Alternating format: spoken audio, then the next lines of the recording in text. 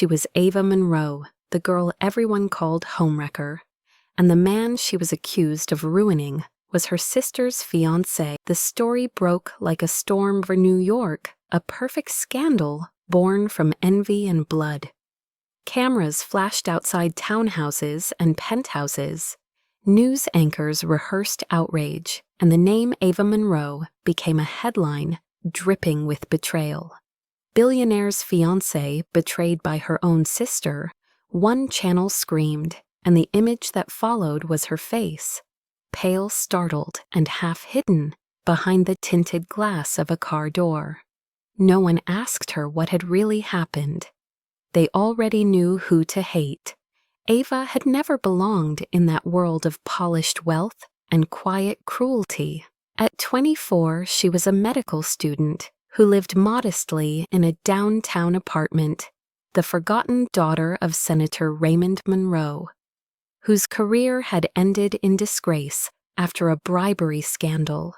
Her mother had died years earlier, leaving her with only Charlotte, the golden sister, who had turned family shame into fame. Charlotte Monroe, America's sweetheart, a television journalist adored by millions. Now engaged to William Cross, the billionaire CEO of Cross Enterprises. Their romance was public perfection, their wedding a fairy tale merger of media and money. But behind the glamour lay a secret more fragile than glass. Charlotte suffered from a genetic fertility disorder, something she had hidden from the public, from her sponsors, even from William. Her entire image depended on being the perfect future wife and mother, and without that illusion, everything, her brand, her marriage, the Monroe redemption story, would crumble. The Cross family knew. They had invested in Charlotte's image as much as in her network. The future of both families depended on silence. When multiple IVF attempts failed, the secret began to rot. Someone inside the clinic leaked medical files to the press. Within days, speculation exploded. Anonymous sources whispered about tampering, genetic incompatibility, and a political family under investigation. The Cross attorneys moved faster than journalists. To contain the damage, they suggested an extreme solution, a private surrogacy arrangement. It would be off-record, handled discreetly, and executed within the family to ensure secrecy.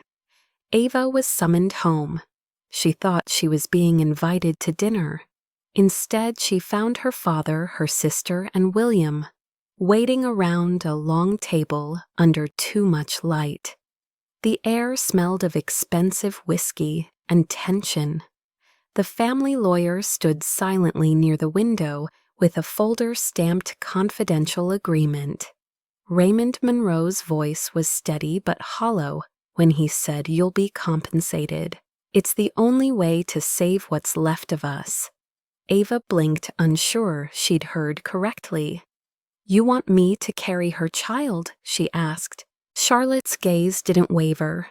"Not want, need. You're the only biological match. You owe us this."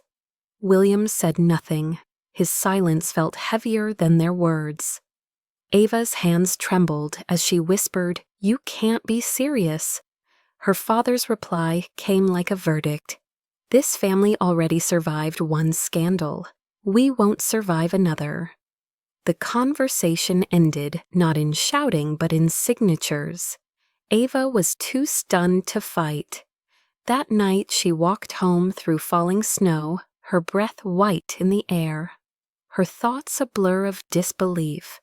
Her phone buzzed with news alerts about her sister's upcoming wedding, glossy photos of Charlotte in a silver gown, William beside her with that calm billionaire smile. The world adored them. The world would never believe Ava if she spoke. Days passed. She underwent medical screening, blood work, psychological evaluations. Every step felt clinical, detached, orchestrated. William attended one appointment. He kept his distance, his tone polite and cold. "This isn't personal," he told her quietly. It's about survival for all of us. Ava almost laughed. Survival. Who's certainly not hers. She signed the medical release forms, the confidentiality clauses, the non-disclosure agreement. Each page turned her life into a transaction. She began to dream of escape, but there was nowhere left to run. By the second week, whispers spread that another IVF attempt was being scheduled under a new identity. But fate, or perhaps cruelty, intervened again. A new leak from the clinic triggered an investigation. Reporters gathered outside the cross tower demanding answers. The lab suspended all operations. The lawyers called it contamination.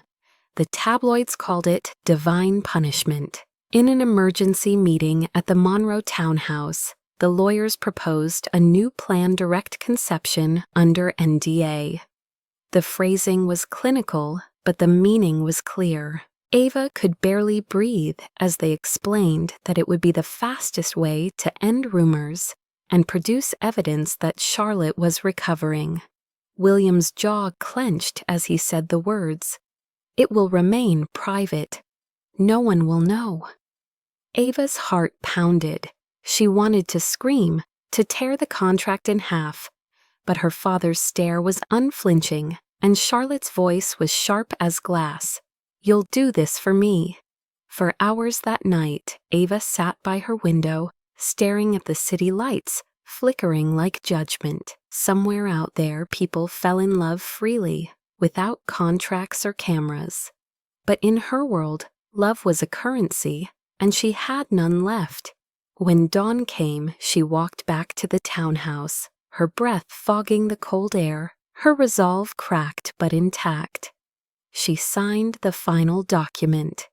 The ink bled faintly through the page, staining her fingertips. William thanked her with words that sounded rehearsed.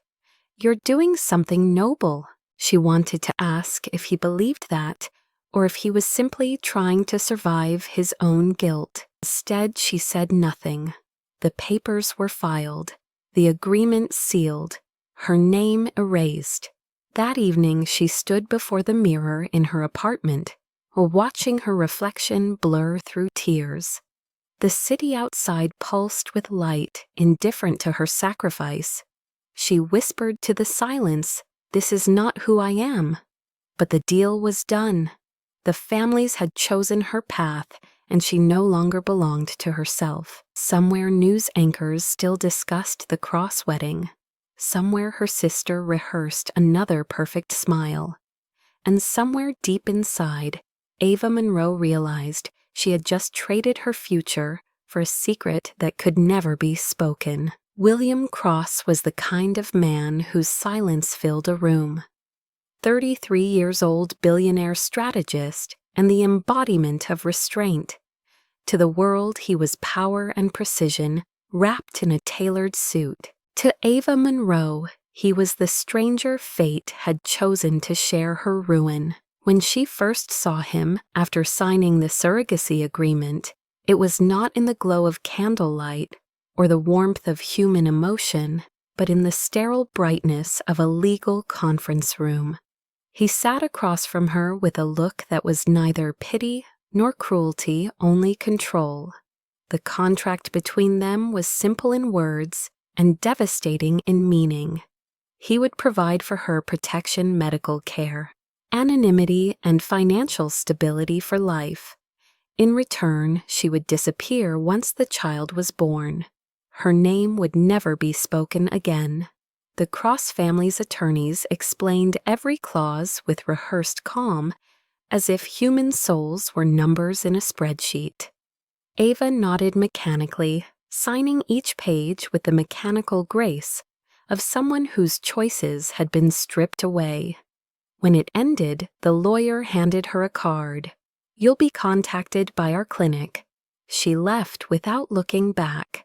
The city outside looked brighter than usual, as if mocking her. A week later, the world collapsed again.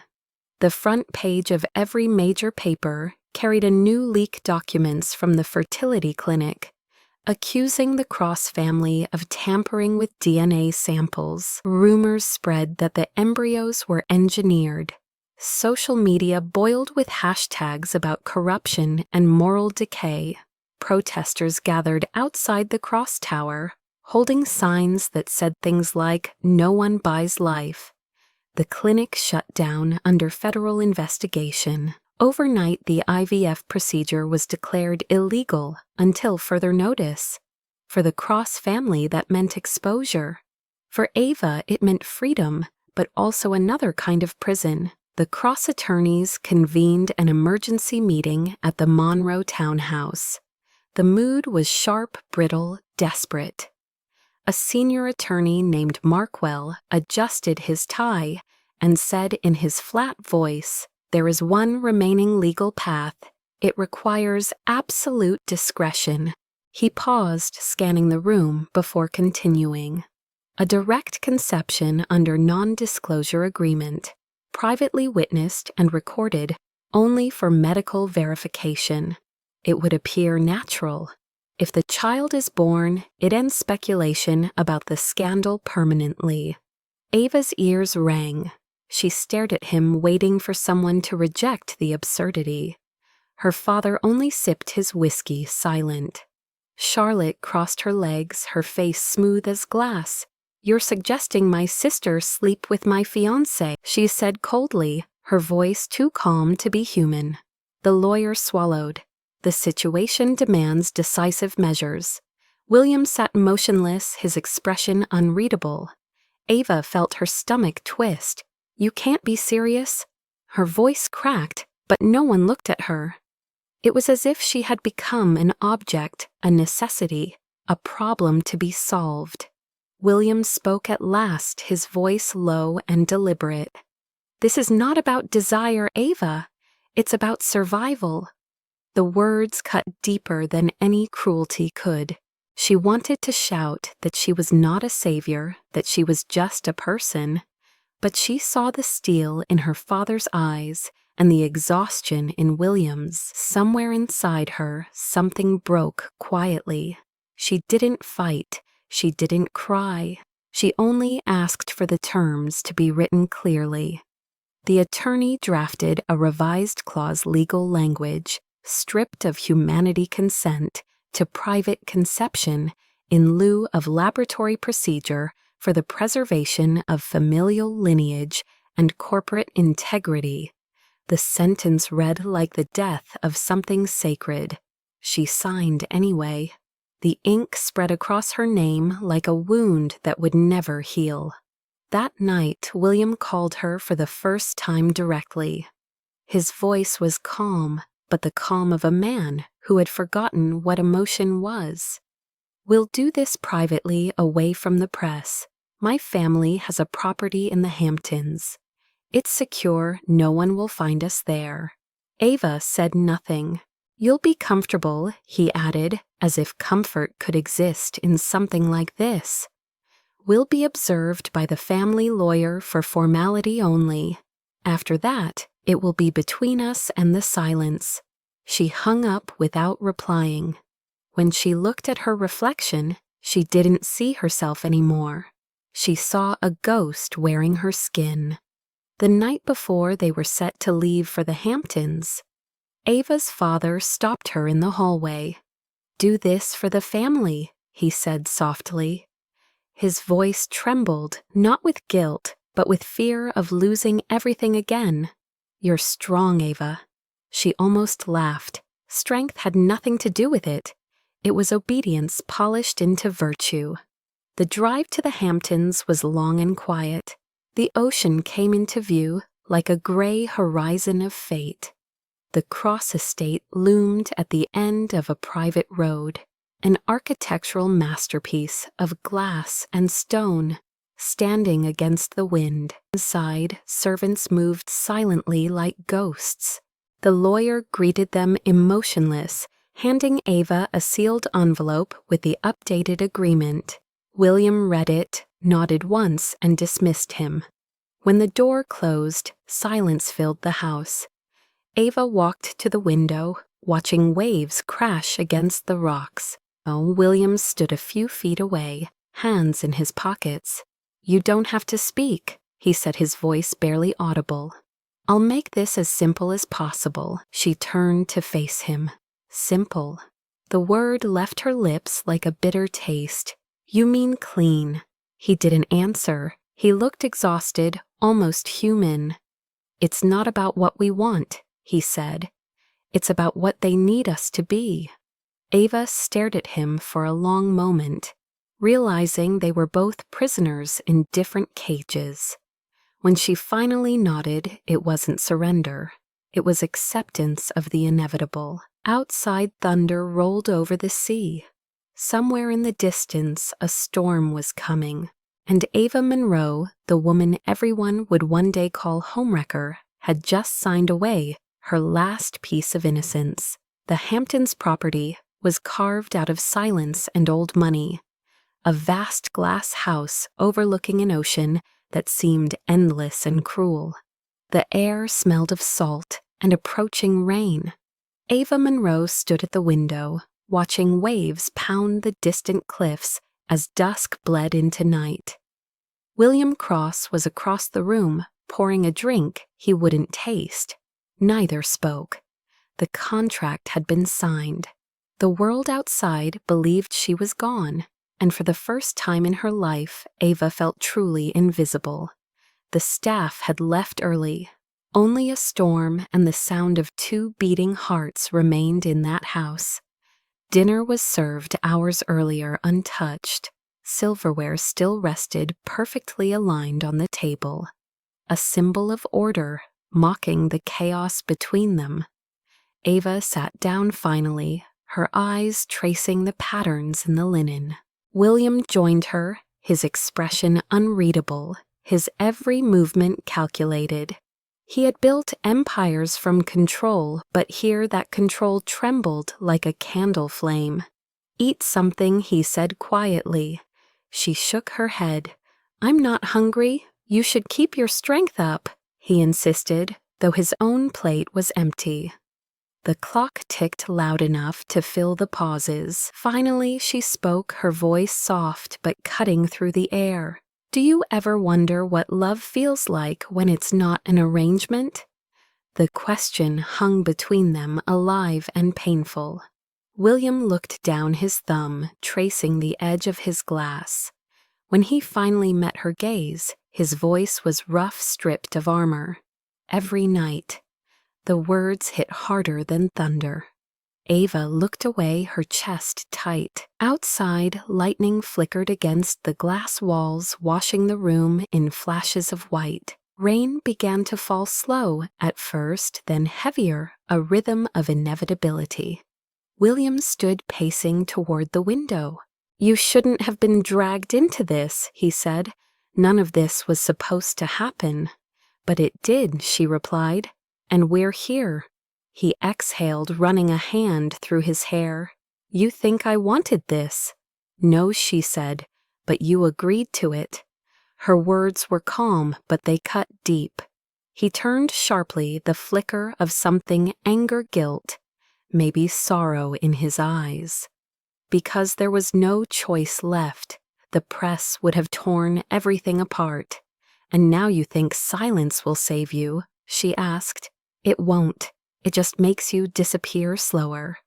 The storm roared harder, as if echoing her words.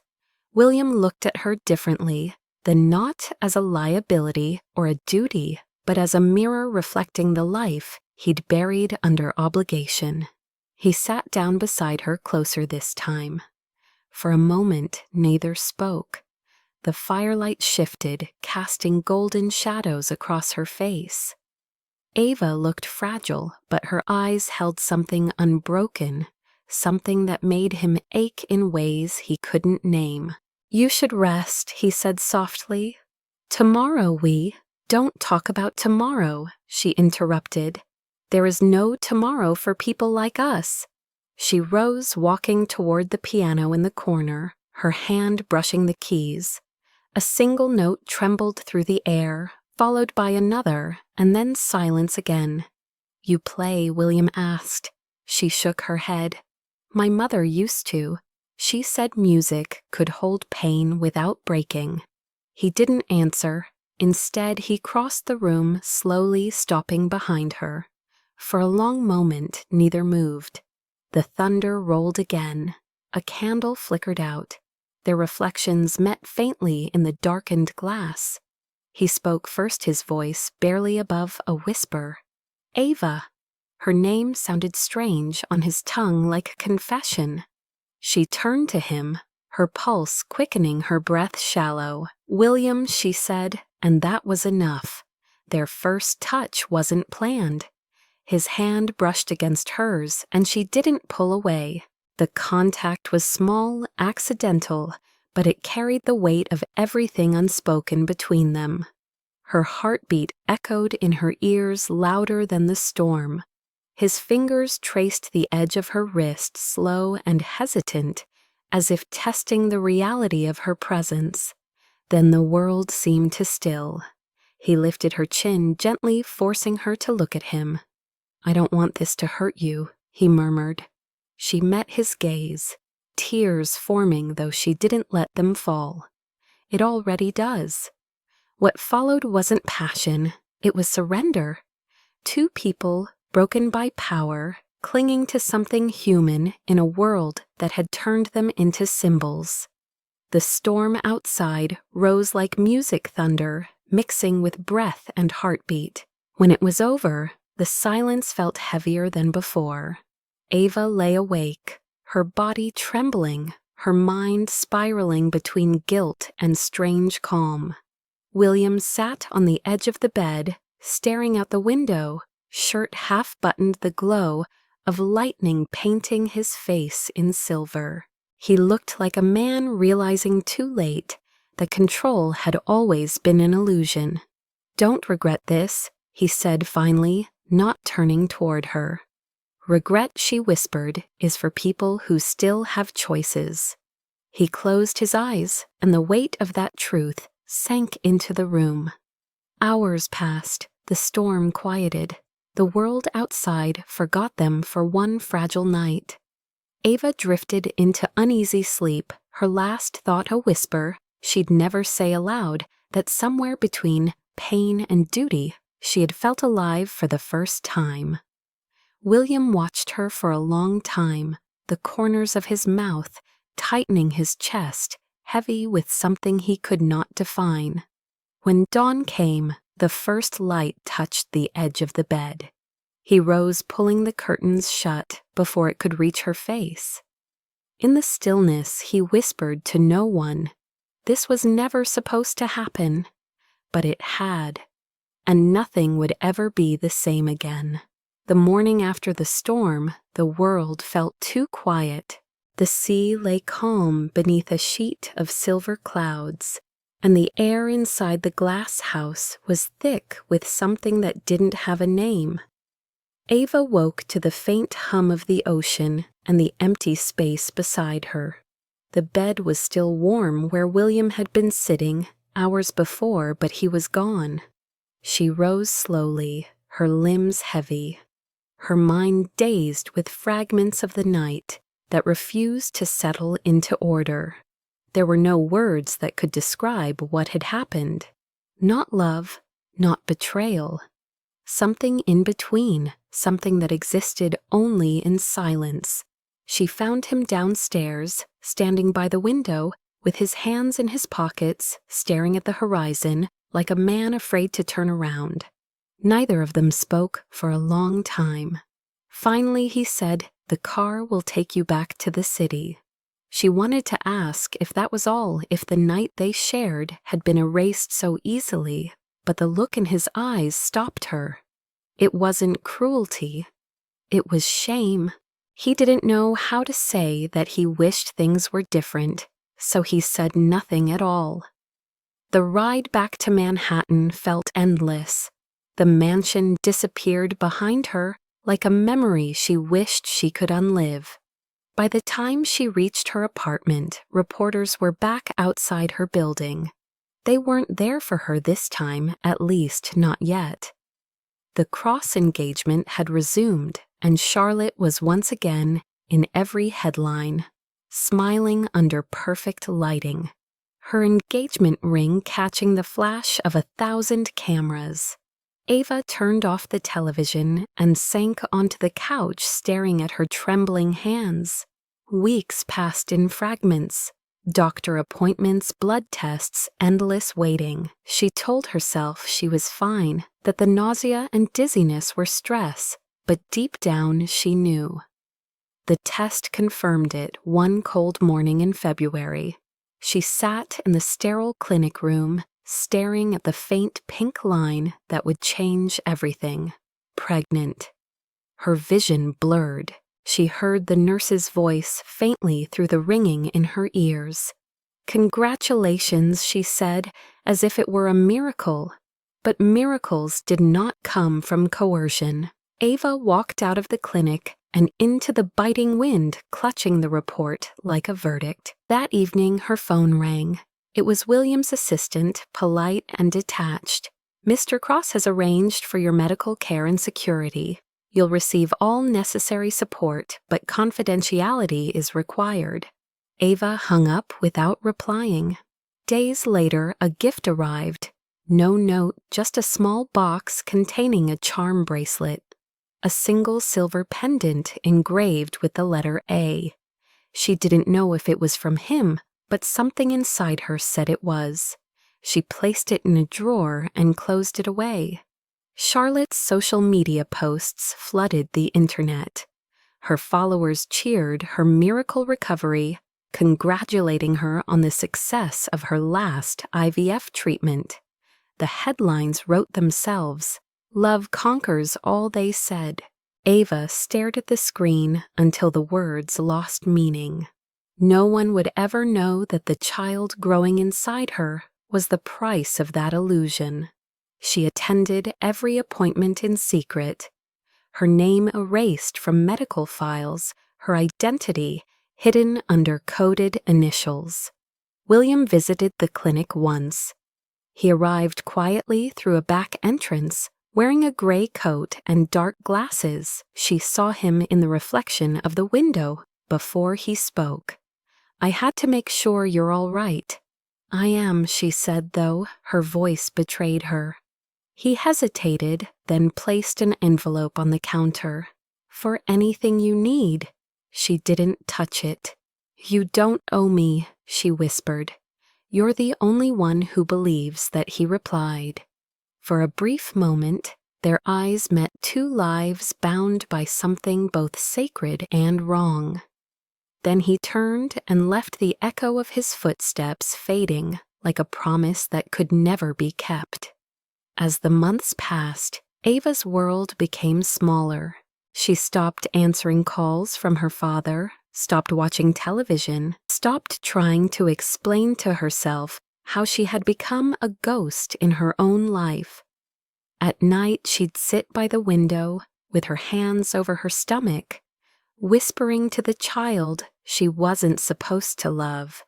"You're the only thing that feels real." She told herself she wouldn't break, that she'd carry the baby safely and disappear before anyone could decide what her story meant.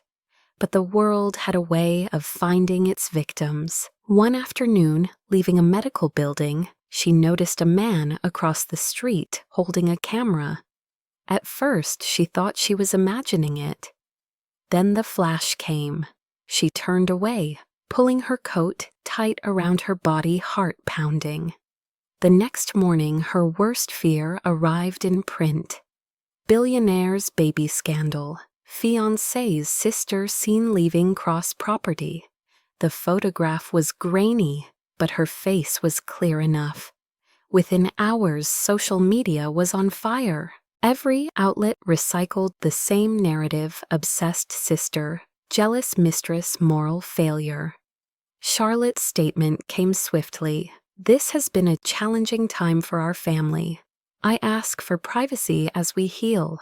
In one sentence, she turned herself into the victim and Ava into the villain. The press didn't need proof. They never did. Ava stopped leaving her apartment. Calls went unanswered. Emails from the Cross legal team flooded her inbox damage control. Silence clauses, threats disguised as protection. The noise was endless, but what broke her was the silence from William. He didn't deny the rumors. He didn't speak her name. He let the world crucify her because it was the only way to protect the merger. One night she collapsed in the bathroom, clutching her abdomen in pain. The doctor's warning echoed in her mind. Stress could affect the pregnancy. She lay on the cold tile floor, gasping for breath, tears streaming down her face. Between sobs she whispered the truth that no one would hear. He promised it was about survival. But I'm the one who's dying inside. The city outside kept moving. The world kept talking. And in the quiet of that small apartment, Ava Monroe realized that love, when born from guilt, could never save anyone. It could only destroy them both. The story exploded faster than anyone could contain it.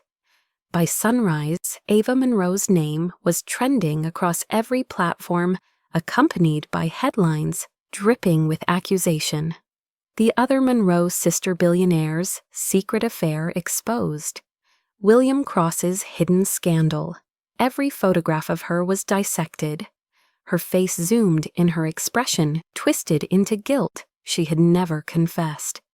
News anchors spoke her name with the kind of practiced outrage that fed ratings. Outside her apartment, reporters gathered like vultures, waiting for her to step outside, waiting for her to break. Inside, Ava sat on the floor, her phone buzzing endlessly, her heart thudding against her ribs like it was trying to escape. The first call she answered was from her father. "Do you realize what you've done?"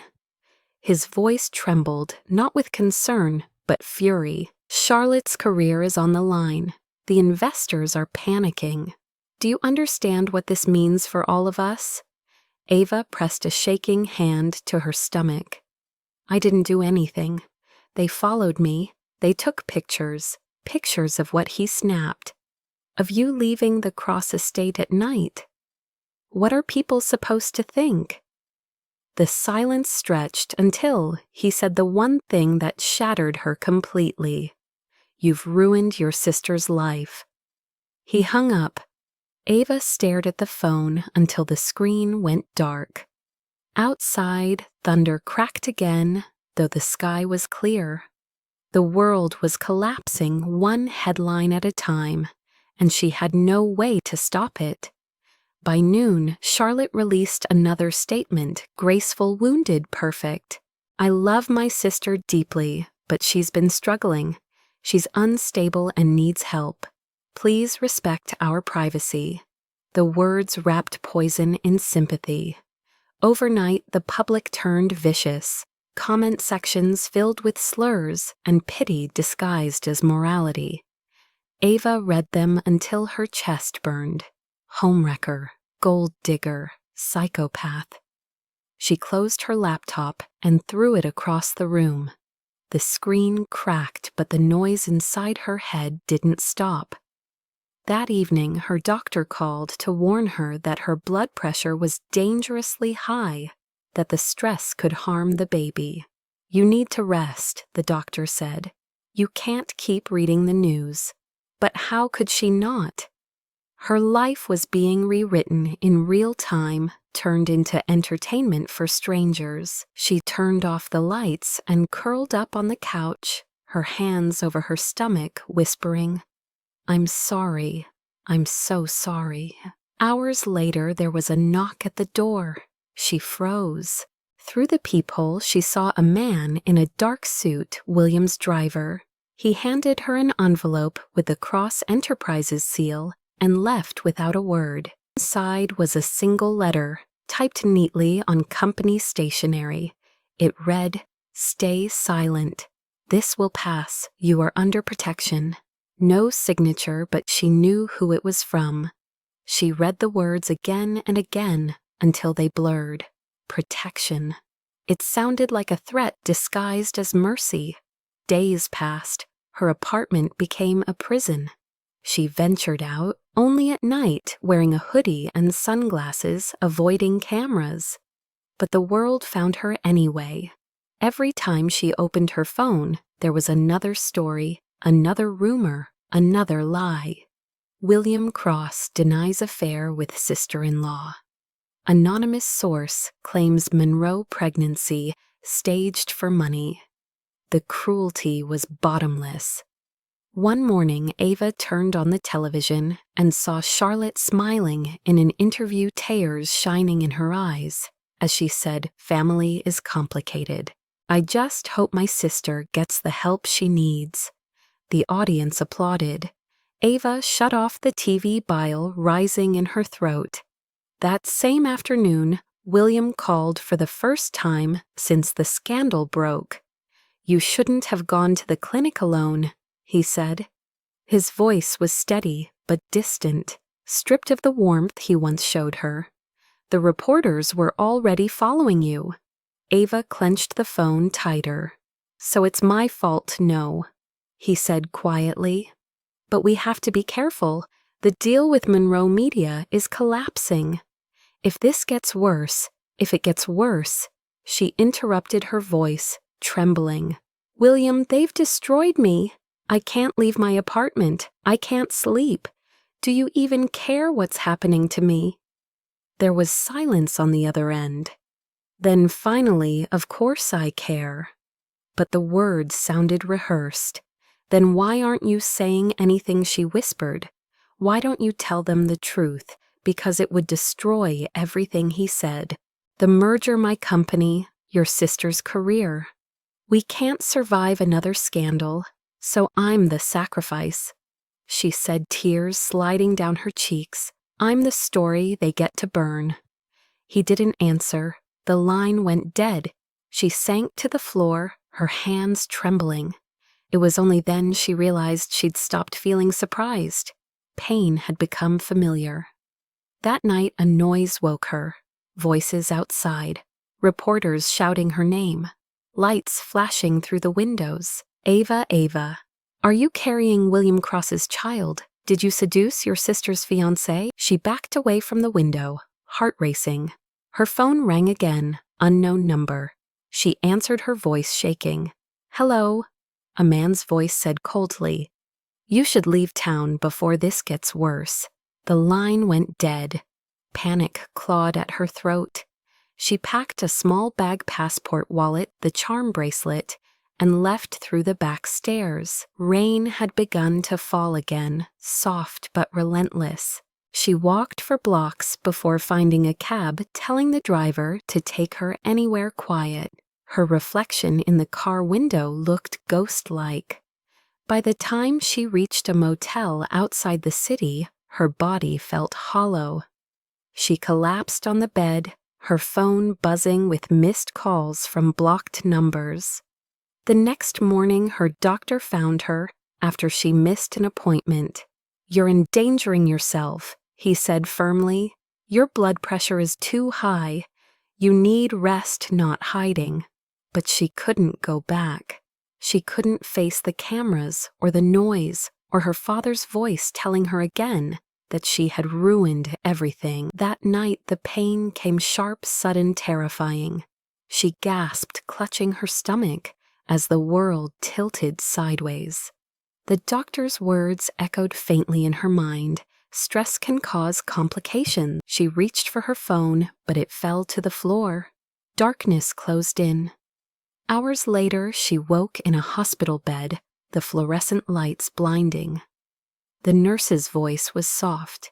"You're stable. The baby's fine." Ava turned her head, tears of relief filling her eyes. On the table beside her was a bouquet of white roses and a note without a name. Only 6 words written in William's familiar hand.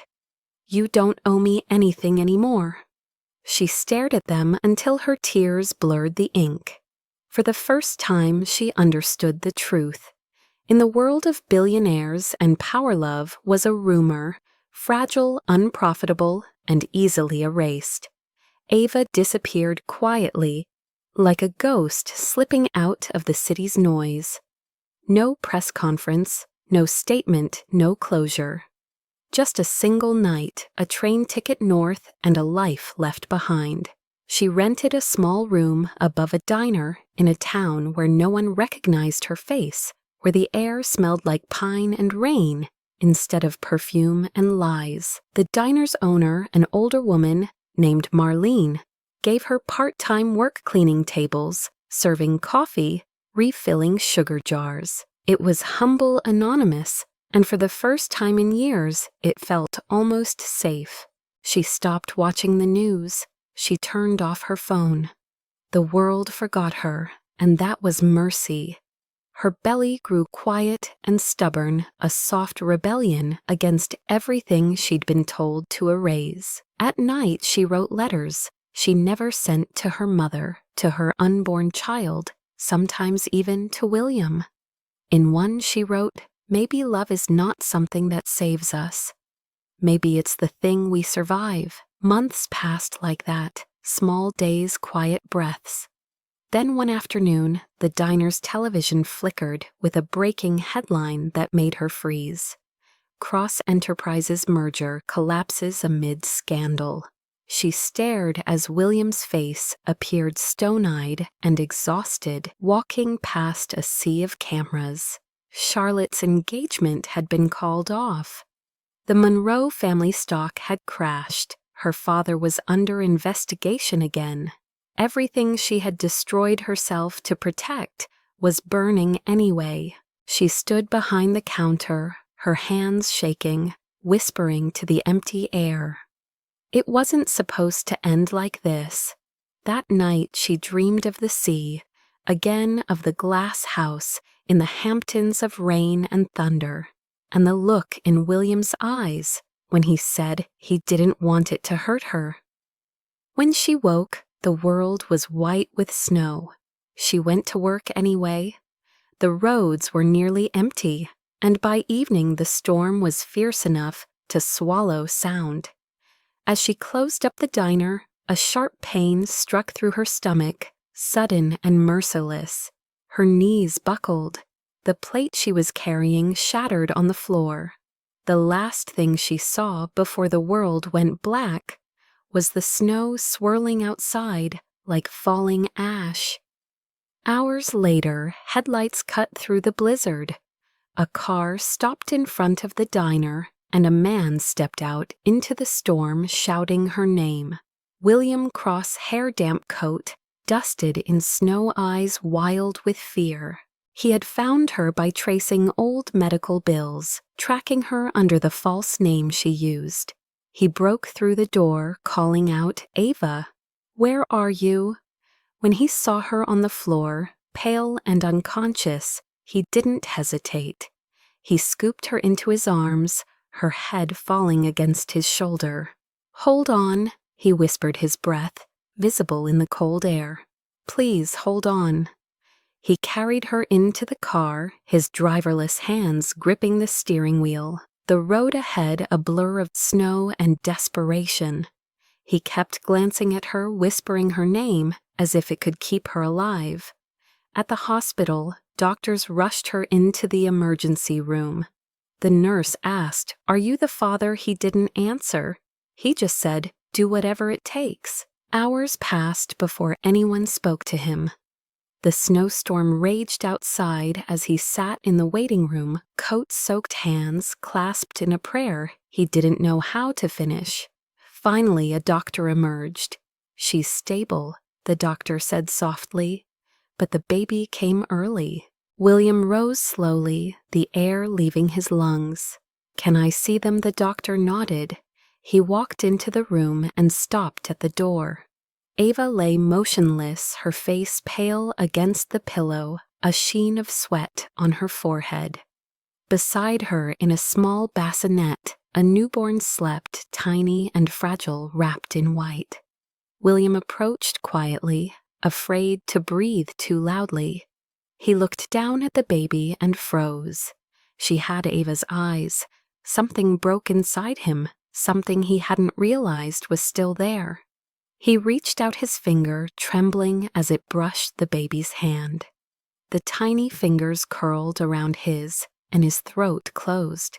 "She's beautiful," a nurse whispered, but William barely heard. His gaze shifted to Ava, who stirred weakly, her lips parting. "William," she murmured, voice hoarse. He moved closer. "I'm here," he said. "You're safe." She blinked, disoriented. "The baby, she's perfect," he said, his voice breaking. "You did it."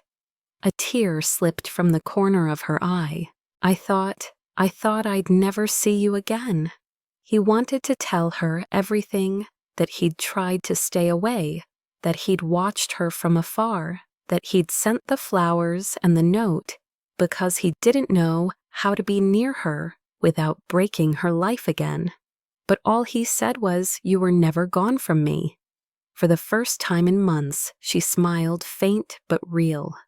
The nurse came in quietly, adjusting the IV. "She needs rest," she said.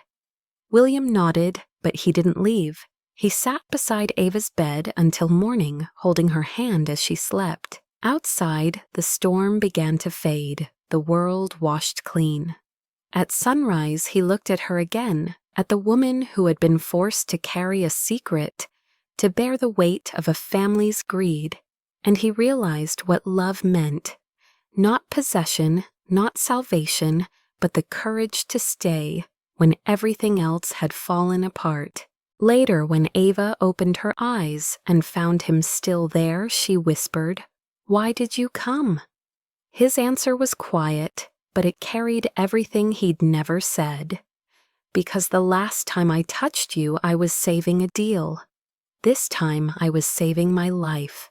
The room went silent except for the steady hum of the monitor and the heartbeat of their daughter, small and steady, like the sound of forgiveness. The snow outside had melted into a gray slush by the time Ava was strong enough to leave the hospital.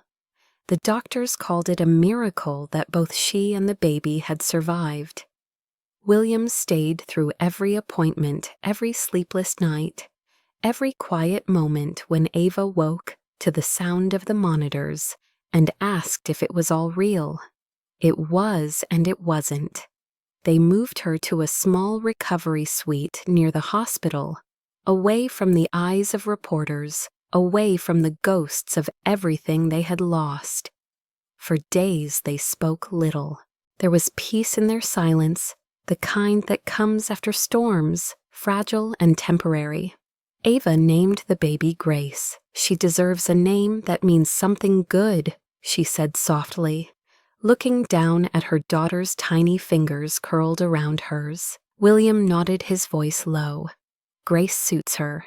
He didn't say that the word also suited Ava, that she was grace incarnate, the only pure thing left, in a world built on deception. When he looked at her now, it wasn't guilt he felt anymore. It was awe. One afternoon, while Ava was resting, William sat at the small desk near the window, going through insurance forms and birth certificates. The baby slept beside her mother, her breathing soft and steady. He scanned the paperwork absently until something caught his eye. A line in the hospital's records listing parental verification data. There was a discrepancy in the DNA file associated with Ava's medical background. Frowning, he read it again. The results showed that the Monroe family lineage Ava belonged to didn't match Charlotte's records entirely. He set the file down, confusion washing over him. Later that evening, when Ava stirred awake, he asked carefully, "Ava, did your parents ever mention adoption or anything unusual about your birth?" She blinked, still half drowsy. "No, why?" He hesitated, then shook his head. Nothing, just something odd in the paperwork. But he couldn't let it go. After Ava and Grace were asleep, he called a private investigator he had trusted for years. "I need a full genealogical analysis on the Monroe family," he said. Quietly. Over the next few days, as Ava healed, William spent every spare moment digging through public records, Old photos archived news articles from the Monroe political dynasty. What he found didn't make sense. Charlotte's birth certificate had been amended twice. Her medical records listed blood types inconsistent with her parents, and buried deep in an old newspaper was a rumor from decades earlier about a discreet adoption following the senator's affair with a staffer. The staffer's name was Margaret Hale Ava's mother. The pieces clicked into place with horrifying clarity. Charlotte wasn't the senator's biological daughter. Ava was. The illegitimate child had been passed off as the younger sibling, while the senator's adopted daughter became the face of his redemption. It explained everything: the coldness, the favoritism, the need to control Ava's life. She was the real heir, the true Monroe bloodline, the one they couldn't afford the world to know about. When he confronted Raymond Monroe days later, the old man didn't even try to deny it. They met in his dark study, surrounded by the scent of scotch and dust. The former senator looked smaller than William remembered his once imposing frame, now hollowed out by years of scandal and bitterness. "You knew," William said quietly.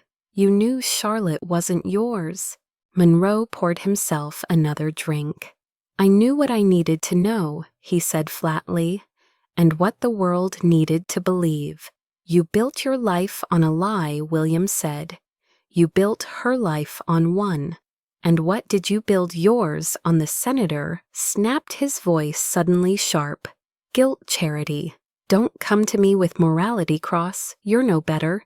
You used my daughters the same way I did." The words hit harder than William wanted to admit. "I never meant to hurt her," he said. Monroe laughed bitterly. "No one ever does, but someone always does." When William left the townhouse, the snow had started again, small and quiet. He drove straight back to the hospital, his mind spinning. Ava deserved to know, but telling her meant tearing open another wound. Still, he couldn't keep it from her. That night, he sat by her bedside as she fed Grace. The baby's small hands clutched at her mother's blouse. Ava smiled faintly, tired but peaceful. "She looks like you," William said. "No," Ava replied softly. "She looks like hope." He took a breath. "Ava, I found something about your family." She looked up, her expression wary. "What kind of something?" "The kind that changes everything."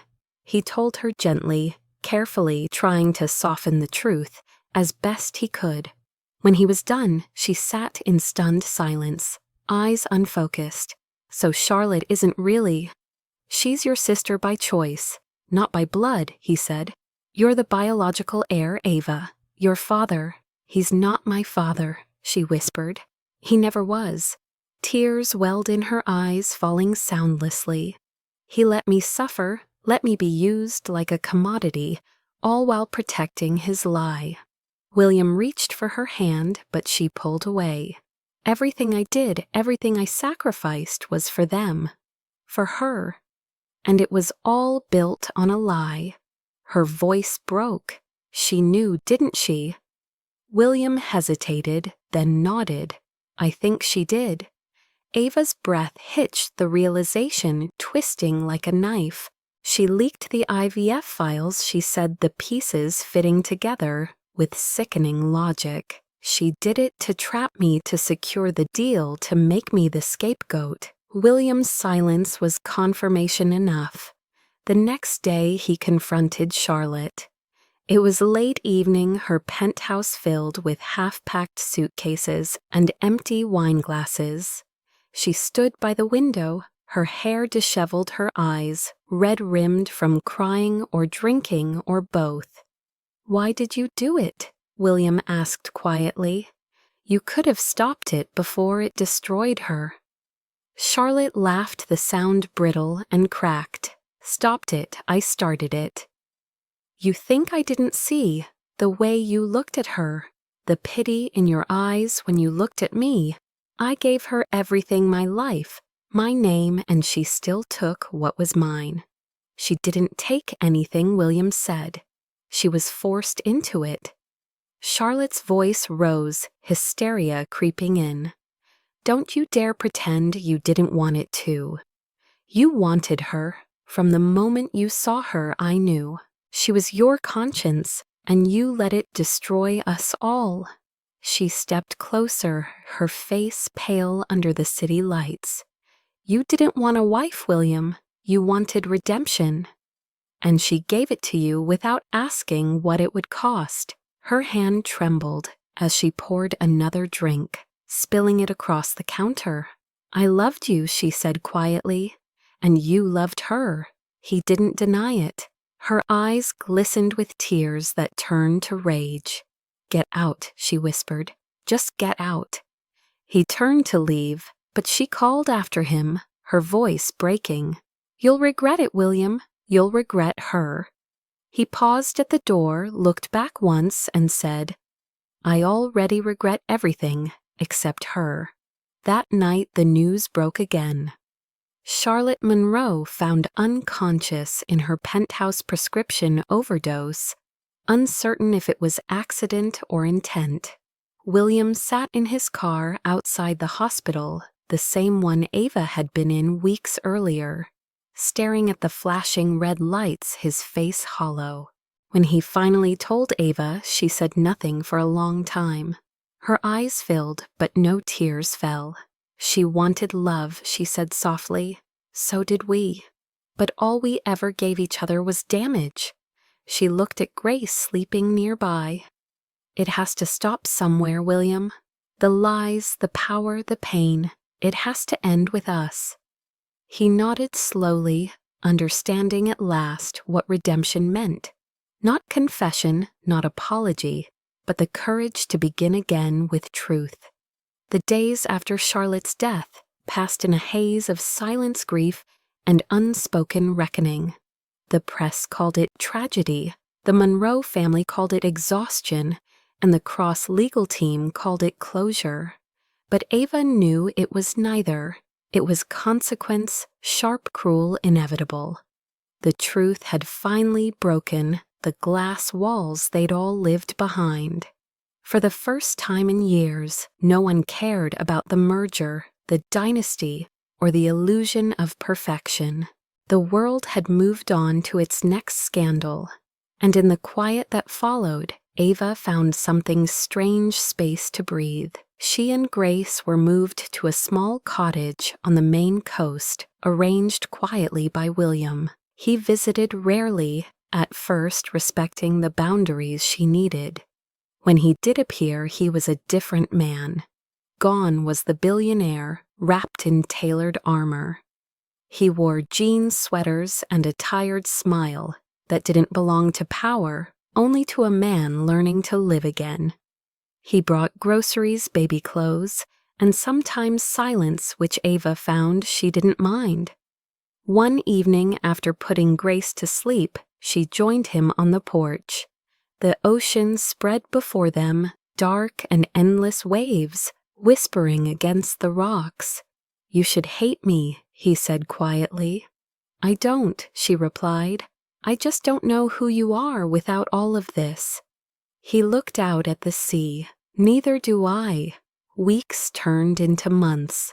The world forgot their names, but William didn't forget his guilt. He sold his shares in Cross Enterprises and used the proceeds to start something new. The Cross Foundation for Women's Choice, an organization dedicated to helping women coerced by power women like Ava, women who were forced into silence.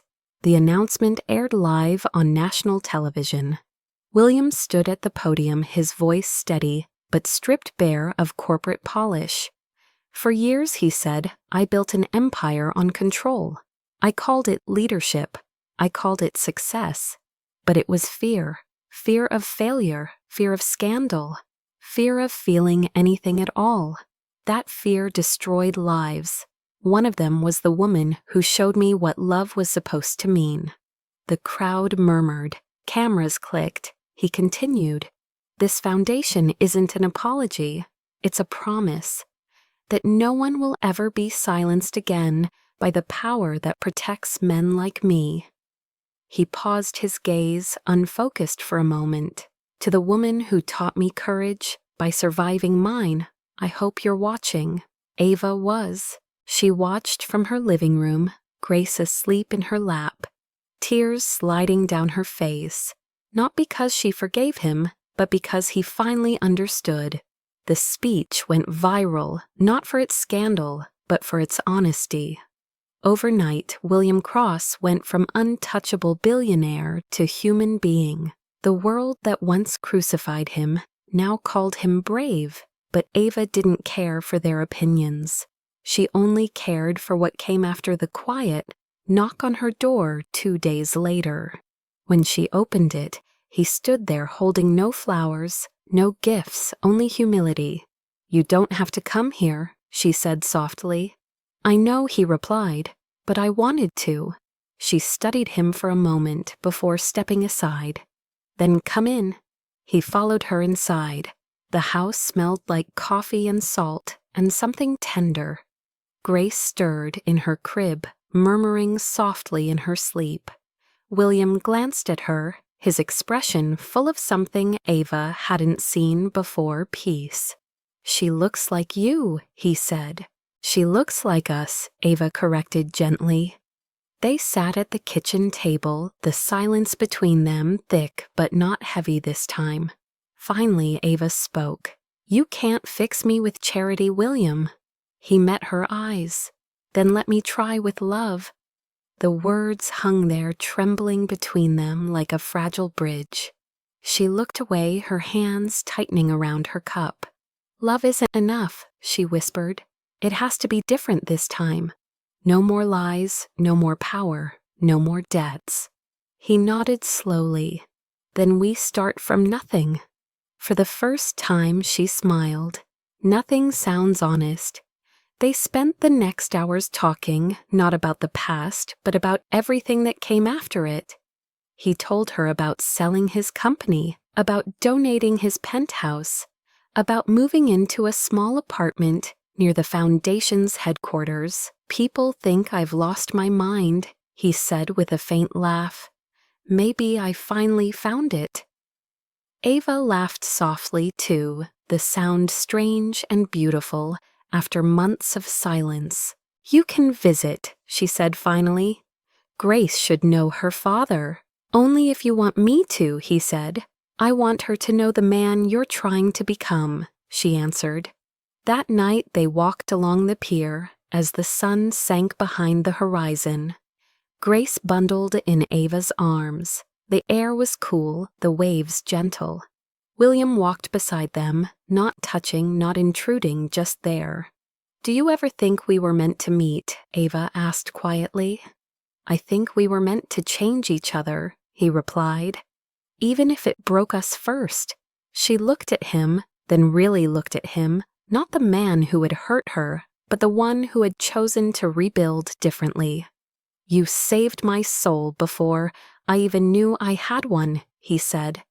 She shook her head, tears glimmering in her eyes. "No, William, you just finally learned how to carry your own." The moonlight washed over them soft and forgiving. Grace stirred and began to cry, a small human sound that pulled them both back to earth. Ava rocked her gently, whispering a lullaby under her breath. William watched, his heart heavy and light all at once. When they reached the end of the pier, he stopped and turned to her. "You don't have to answer this now," he said, pulling a small seashell necklace from his pocket. "It's not a ring. I'm not asking you to promise forever, just today." She looked at the shell glinting in the moonlight, the waves breaking softly beneath them. "Today," she said, and that was enough. He placed the necklace in her palm, his fingers brushing hers. For the first time there was no guilt in their touch, no history pulling them apart, only the quiet acknowledgement of two people who had walked through fire and still found their way back to light. When he left that night, Ava stood by the window long after his car disappeared down the road. The wind carried the faint sound of the sea, and she closed her eyes, whispering to herself, "Maybe this is what forgiveness feels like." In the morning, she woke to the sound of Grace laughing in her crib. The sunlight filled the room, warm and golden. For the first time in years, Ava Monroe felt unafraid. The world would keep spinning, the ocean would keep rising and falling. But she had finally found something worth staying, for a future built not on secrets or sacrifice, but on truth. And when William returned a week later, walking down the pier with that same uncertain smile, she met him halfway. No promises, no grand declarations, just two people who had already lost everything except the courage to begin again. 1 year later, the sea had become Ava's measure of time. The rhythm of the waves marked the days of her new life, the ones that began not with noise or fear, but with sunlight and laughter. The cottage in Maine had changed with the seasons. Ivy creeping up the white walls, wind chimes singing from the porch, and Grace learning to walk on bare feet across the wooden floorboards. Every morning, Ava brewed coffee and watched the gulls rise over the gray-blue horizon. It was quiet, humble, and entirely hers. The world had long forgotten the Monroe scandal, though sometimes her name still surfaced in obscure forums or old gossip archives. She no longer cared. What mattered now were the small things, Grace's giggles, the smell of rain on pine, the feeling of being present without the weight of performance. She worked part-time at the local clinic as a pediatric doctor, a position offered by the town's only hospital after she volunteered to help during a flu outbreak. She was good at it, calm, precise, warm with children. The staff admired her without knowing her past, and that anonymity was a mercy she guarded fiercely. Her nights were spent reading or writing letters she never sent. One of them she addressed to William, though she had no intention of mailing it. In it she wrote, "You taught me that redemption is not a story told once it's a choice we make every day." She hadn't seen him in nearly 6 months. After he founded the Cross Foundation, he dedicated himself to its mission with relentless focus, traveling across states, meeting survivors, funding shelters. He sent her updates occasionally through short, careful messages. "We opened another center in Chicago today," one had said. Another simply read, "Grace's photo from her birthday made me cry. Thank you for sharing her with me."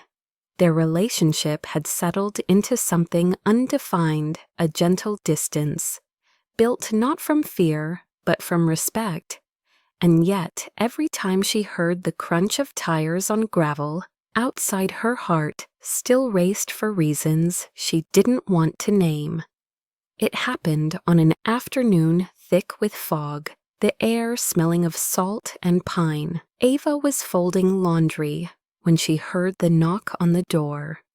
Her breath caught before she even turned the knob. William stood on the porch wearing no suit, no watch, no armor, just a gray sweater jeans, and that hesitant smile she had memorized a lifetime ago. "You look different," she said softly. "Good different human," she replied. He laughed, the sound low and rough. "That's new." She stepped aside, motioning him in. Grace was sitting on the rug, stacking wooden blocks. When she saw him, her face lit up. "Dada," she squealed, toddling forward. William dropped to one knee, catching her in his arms as she crashed into him. He held her close eyes wet, whispering, "Hey, sweetheart, you remember me?" Grace giggled and tugged at his hair. "Dada!" He laughed again, his voice breaking. Ava watched from the doorway, her heart swelling with something that felt dangerously close to joy.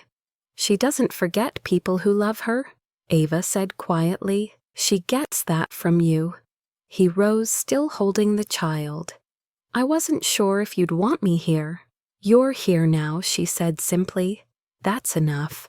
They spent the afternoon together like a family that had been waiting for permission to exist. William cooked dinner badly but earnestly, while Ava teased him about burning the pasta.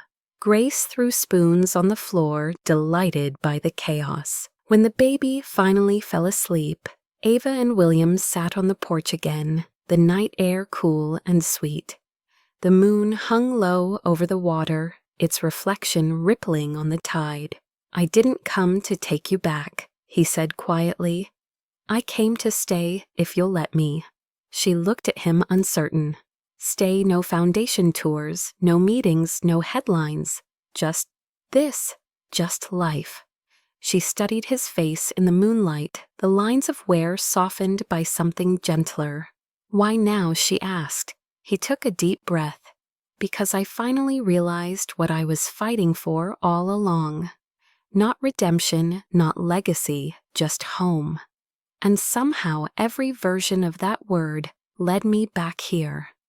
She looked away the waves, whispering at the edge of the world. "You don't owe me home, William." "No," he said, "but I want to build one with you, not for you." She closed her eyes for a long moment. "You think we can really start over?" After everything, he reached into his pocket and pulled out a small box, not velvet or ornate, just wood polished smooth by time. Inside wasn't a ring, but a seashell one he had picked up from the same pier where they had stood months ago. "It's not a promise," he said softly. "It's a reminder that what's fragile can still survive if we hold it gently." Her eyes filled with tears. She took the shell and closed her fingers around it. "You kept it all this time. It reminded me not to let go too easily." She smiled, small and trembling. "You're terrible at giving up, aren't you?" "Only on things that matter," he replied. He reached for her hand, then not as possession, not as plea, but as truth. Their fingers intertwined naturally, like they had been waiting for this quiet moment all their lives. The ocean roared softly below, and somewhere in the house, Grace stirred and whimpered. Ava rose to check on her, but William stopped her gently. "I've got her," he said, his voice tender. He walked inside, lifted the little girl into his arms, and began humming softly until she stilled. Ava stood at the doorway, watching them, the man who had once represented everything she feared, now holding everything she loved most. And for the first time, she allowed herself to believe in peace. When he returned to the porch, the dawn was beginning to break. Light spilled across the horizon, soft and forgiving. He sat beside her, his hand finding hers again. "You know," he said quietly, "this isn't the ending I deserve." She leaned her head on his shoulder. "Maybe not, but it's the one we both needed." They watched the sunrise together, the waves golden and endless. Grace's laughter carried through the open window, mingling with the cries of distant gulls. The world outside was still cruel, still noisy, still full of stories told wrong. But here in this moment, their story was finally their own. The one not written by power or guilt or survival, but by the stubborn, quiet truth that love, when stripped of everything else, was just the courage to stay.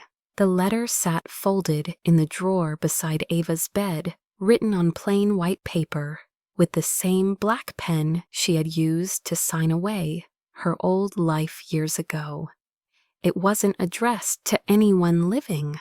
The words began softly, uncertainly, as though she were afraid they might vanish if spoken too loud. "Dear Mama," it started, "you once told me that love doesn't heal everything, but it teaches us what deserves to be saved. I never understood that until now. She paused after that line when she had written it weeks ago, but tonight with the window open and the sea whispering just beyond the dunes, the rest came easily. For a long time, I thought survival was enough. I carried pain like an inheritance mistook endurance for strength. I kept waiting for someone to tell me it was over, that I'd done enough to be free. But no one ever does. You just wake up one morning and realize freedom isn't something the world hands you. It's something you choose again and again, no matter how heavy it feels. The paper trembled slightly in her hands. She smiled faintly as she wrote the next lines. Grace is walking now. She laughs with her whole body, the way I imagine I must have before the world got too loud. William is still here, quiet, steady. No grand promises, just presence. I used to think love meant rescue, that it had to be something that saved you. But now I know it's simpler. It's someone who stays long enough for the silence to stop hurting. The tide outside rolled closer, steady and rhythmic, the same sound that had carried her through sleepless nights when she first came to Maine. I've stopped asking what could have been different, she continued. Charlotte, Father, the world we were all broken in ways we didn't know how to name. I forgive them, not because they deserve it, but because I do.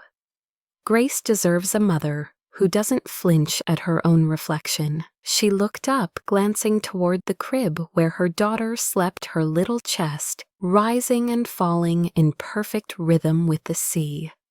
I think you would have loved her, Mama. She has your eyes when she's dreaming. She let the pen rest between her fingers for a long time before finishing. If love is a legacy, then I've finally learned how to pass it on. Not through blood or duty or sacrifice, but through choosing every day to be kind when it would be easier to close off. That's what you taught me without saying a word. She set down the pen, folded the letter carefully, and placed it back in the drawer. The moonlight fell softly across the room, painting everything silver, the crib, the seashell necklace, the framed photo of Grace on the beach, with William chasing her through the sand. Ava sat for a moment, longer, letting the sound of waves fill the space. The air smelled like salt and new beginnings. She whispered almost to herself. She was forced to carry a life, but in the end that life carried her back to love. The wind stirred the curtains, carrying her words into the night, where they disappeared into the rhythm of the sea that had witnessed every ending and every beginning she'd ever known. Before you leave, take a moment to breathe in what you've just felt, because stories like Ava's aren't just about tragedy or survival. They're about the quiet power of choosing love after everything that should have broken you. If this story touched you, if it made you pause and feel that ache in your chest, it means you still believe in second chances. And maybe that belief is what keeps the world from turning completely cold. We built Emma's stories for moments like this, for the nights when you need to be reminded that even the most shattered heart can still beat again. So before you scroll away, tell us what part of this story stayed with you. Was it the moment she forgave herself the letter she never sent, or the way he finally came back without asking to be forgiven? Drop a comment and let us know. We read every single one, because every reaction, every reflection is part of what keeps these stories alive. If you've ever loved someone who hurt you or carried a past you didn't choose, you understand what Ava did. Love is not rescue, it's return. And maybe you've been through your own version of this journey. Maybe you've been the one to walk away, or the one waiting by the door when the storm finally stopped. Either way, this story is for you. Don't just like it, share it with someone who still believes that healing isn't loud or perfect. It's quiet and real and often arrives disguised as forgiveness. Subscribe to Emma's Stories so you never miss another tale that reminds you how fragile and beautiful redemption can be. Each story we tell is more than fiction. It's a reflection of what we all crave, a love that survives the silence, a truth that doesn't need to be shouted to be heard. If this story found you tonight, maybe it was meant to. So tell us where you're watching from, tell us if you believe Ava made the right choice, and tell us what love means to you after everything you've lived through. And if you're still waiting for your own grace, for your own small miracle in a broken world, hold on a little longer. The waves always return, the light always finds a way through, and sometimes the story you think has ended is only beginning again.